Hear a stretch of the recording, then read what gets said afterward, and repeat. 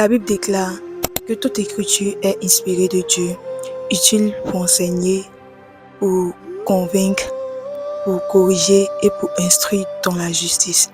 De par ce verset, le Saint-Esprit nous fait comprendre que le désir de Dieu, c'est de voir les personnes être à l'image et à sa ressemblance.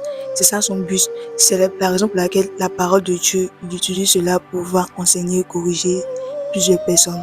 Mais c'est tellement douloureux que dans notre génération, nous avons banalisé cela. Nous ne calculons pas cette vérité que Dieu nous a laissée. C'est-à-dire que lorsque nous partons dans les réunions, surtout les personnes qui œuvrent, qui sont déjà dans le ministère, notre attention est plus passée sur les miracles, les puissances, que les gens tombent sur l'onction, que les gens tombent de gauche à droite, qui va prouver énormément aux gens que nous sommes vraiment appelés de Dieu, nous avons la puissance. Voilà, nous pouvons être appelés partout.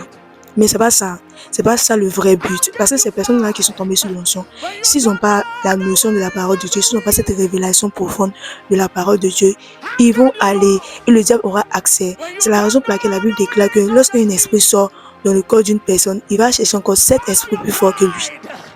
Et pour revenir dans le corps où il est sorti en premier, et imaginons que ces personnes on a fait la téléphone, les gens sont tombés sur l'onction et puis sont partis sans la connaissance de la parole de Dieu. C'est comme si tout ce que nous avons fait pendant cette réunion-là, elle était vaine, totalement. Et le Saint-Esprit a vraiment mis cela à cœur, parce que c'est rempli maintenant, il faut que le Seigneur nous met réunion. Il faut que les gens puissent tomber. Et j'avais cette mentalité-là. Et je ne savais pas que... Bon, pour moi, je pensais que c'était normal. C'est que les gens tombent sur l'onction, Et le Saint-Esprit, une fois, m'avait attiré mon attention et m'avait compris. Tu veux que les gens soient sauvés ou bien tu veux que les gens tombent sur l'onction? Je dis, c'est vrai. Je veux que les gens soient sauvés, c'est ça ma priorité. Donc, à travers ce que je lui ai dit, il dit, alors laisse-moi faire le travail. Et ce travail que je vais faire, je vais passer par plusieurs manières pour emmener ces personnes-là à être sauvées. Et cela maintenant ne dépend pas de moi maintenant aller dans la mentalité d'aller dans les réunions, dans les programmes pour que les gens tombent à tout prix, pour prouver aux gens que vraiment ici, appelés de Dieu. C'est pas ça le vrai but. Lorsque tu te soumets à Dieu, lorsque tu te donnes au Saint-Esprit, pour le faire comprendre que Seigneur, mon désir, c'est de voir les personnes être sauvées.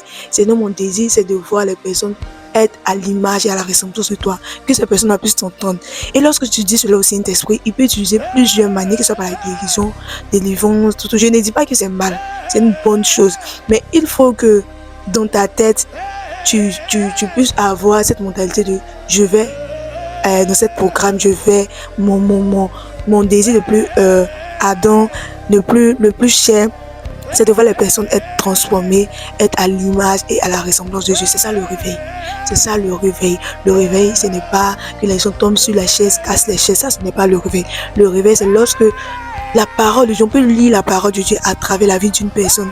C'est ça le réveil. Alors si ta mentalité est une mauvaise mentalité qui est basée sur le fait que les gens tombent dans les réunions, tombent, guérison, peu importe, sans suivi de salut des âmes, change ta mentalité. Demande au Saint-Esprit de purifier ton cœur, ta mentalité, afin que ton désir soit premièrement sur le royaume des cieux.